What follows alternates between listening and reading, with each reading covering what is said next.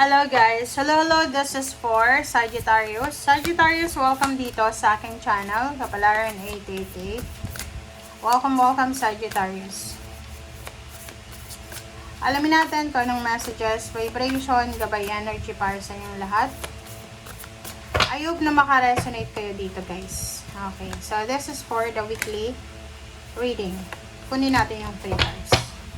Okay, Sagittarius. Wow. Oh, wow. Ang ganda. Sagi. Sa nakikita ko sa'yo dito, pwedeng ikaw ay nagtatrabaho, nag-aaral, parang ganun. Ano ba, nagbe-business ka ba? Basta mayroon kang ginagawa na nagdo-double time ka. It's either you're a single mother, single father, nag-aaral, nagtatrabaho, parang ganun. So, working too hard or multiple jobs or multiple na obligations. So, nakikita ko sa'yo dito na kailangan mo daw ng balanse sa linggong ito. You need to have time for your work, for your life, for your motion, parang ganun. So, masyadong marami kang oportunidad na kailangan mong balansehin ang sarili mo. Okay? So, sinasabi ng bara sa'yo dito na may iba sa inyo dyan na parang may mga gusto kayong pag-aralan. Like, for example, gusto mong mag-aral sa TESDA. Parang ganun. Like, ano ba yung past 3, ganyan. Or ano ba? About mechanics, diba? Mga, motor mechanics, parang whatever, ganun. So, nakikita ko sa'yo dito na isang napakagandang opportunity ang posibleng darating sa'yo. Isang good news tungkol sa iyong career, promotion, or scholarship. Or para sa anak mo kung may anak ka. So, pwedeng makatanggap siya ng scholarship. Okay. So, yung iba din sa inyo dito, possible na may mga gusto kayong gawin pero hindi kayo sigurado. So, kung hindi daw kayo sigurado, kailangan nyo munang i-pause. Itigil nyo muna yan para makapag-reflect kayo. Okay? So, para, anong tawag dito? Para maiisip nyo yung tamang solusyon. Alright. Para to sa mga Sagittarius.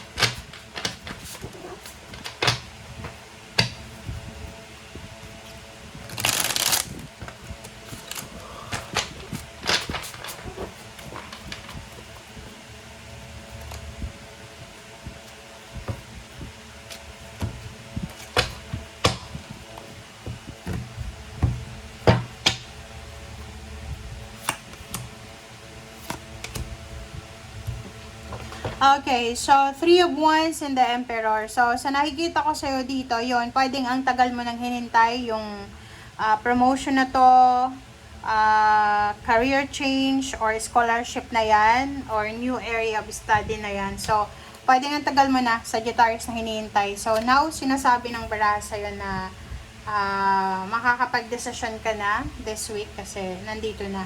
Okay, nandito na yung matagal mong hinihintay. Mag-iingat lang kayo sa paglabas ng pera.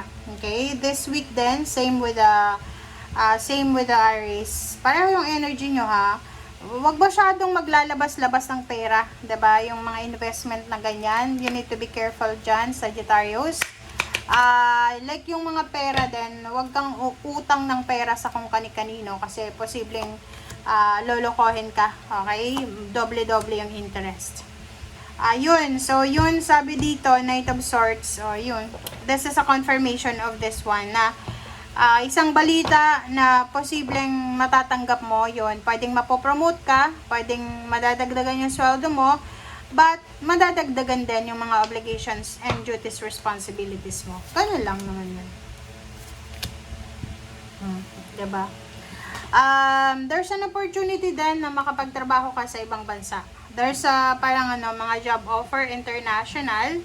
So kung makikita mo dito, sinasabi ng bara sa'yo dito na there's a good news about money. Okay?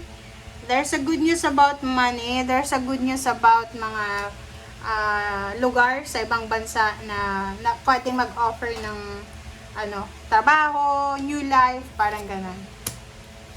Interesado ka sa ganun.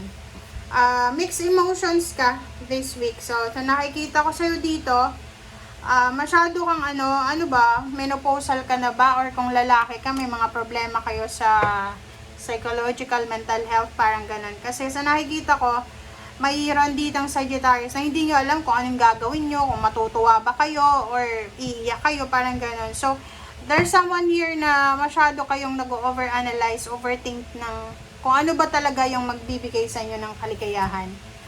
Diba? Yung iba din sa inyo dito, yun, sobra-sobra kayong masaya. You are super happy. Unexpected na mga blessings kasi to eh. So, pag unexpected, hindi mo talaga ini-expect, diba? Alright? Love life. Nakafocus ka pa rin sa love life sa linggong ito. Isang balita ang posibleng matatanggap mo para sa iyo, galing sa iyong karelasyon, sa ex mo, or kung kanino pa man. There's a new relationship na posibleng nagsisimula ngayon, umuusbong na relationship, or pwedeng yun na nga, moving forward ka na sa next level ng iyong relationship. Congratulations. Nakikita ko dalawang couple to, isang pair ng couple. So, mag-boyfriend, mag-girlfriend, mag-asawa, mag-partner, nag-iisip kayo na pumunta ng ibang bansa together. So, nakikita ko sa inyo dito yung aggressiveness. Kailangan mo ng tulong, or ikaw yung kailangan nila para tulungan sila sa trabaho. Like, halimbawa may katrabaho ka na bago lang sa trabaho, so kailangan niya yung assistance mo. Lalo na kung ikaw ay na-promote, so kailangan mo siyang tulungan sa linggong ito. Yun, new love life, new friendship, new love offer. Kung mayroon kang mga bago ngayon, bagong trabaho, bagong relationship, bagong love offer, bagong lugar, kung saan ka man, kailangan mo daw na maging mapasensya. Okay, iwasan nating maging aggressive, iwasan maging silosa, iwasan natin yung sobrang pag-analyze, sobrang higpit, sobra. Kasi pag sobra, masama na yan. Okay lang kung tamang-tama, diba? So, dito sa barahan mo na to, sinasabi ng bara sa'yo na you need to parang be patient sa kung ano pa man na mga gusto mong gawin, plano mong gawin, so whatsoever man. Okay? Yun guys, ang nakikita ko sa'yo. And balance. Kailangan you have time para sa sarili mo. Importante yun wag puro trabaho, wag puro love life, wag puro relaxation. Dapat yan, balance, in balance yan. And ingat sa paglalabas ng pera, sa pagpapakita ng pera, kasi pwede kang manakawan, pwede kang ma-scam. Okay? Thank you. Bye!